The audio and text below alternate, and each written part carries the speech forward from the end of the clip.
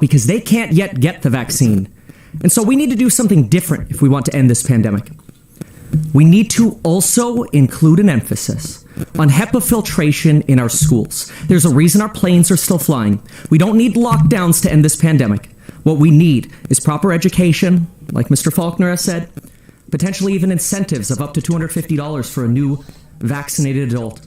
But if we still spread COVID from vaccinated individuals, we must also make sure we lessen the burden on our hospitals by ensuring that every building in our state has a proper HEPA filtration and we use proper masking to end this pandemic. Okay, so I'm going to ask the same follow-up question just to be clear. No mandates, private sector or public sector? I do agree with mandates. I agree with mandates at a local level, though, not from the governor's office. I'm going to be very clear about this. I believe every individual business has the constitutional right, and every individual building has the right to determine their own mandate rules. That means every individual school, hospital can determine vaccine mandates themselves. Thank you. Kevin Kiley, your turn.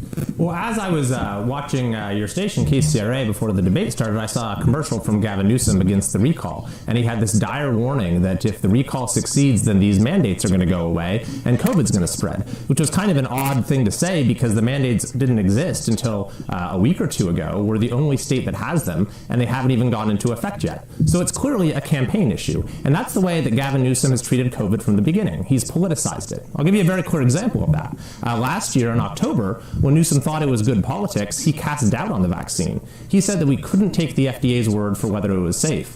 The chair of the United States Senate Health Committee had to write him a letter telling him to cut it out. He said that Newsom was attacking the career scientists at the FDA, that he was discouraging Americans from taking the vaccine, and he was costing lives. And then when it came time to actually roll out the vaccine, we had the slowest rollout of any state. The governor didn't prioritize seniors, and when they did become eligible, they'd spend all day on the phone trying to get an appointment and couldn't get one. It's been exactly the opposite of the way the approach should have been.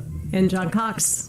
I agree with Mr. Kiley. I won't call him Kevin because we have too many Kevins here. But listen, the politicians will politicize this, and that's what they've done. And I'm a businessman. I want to solve the problem.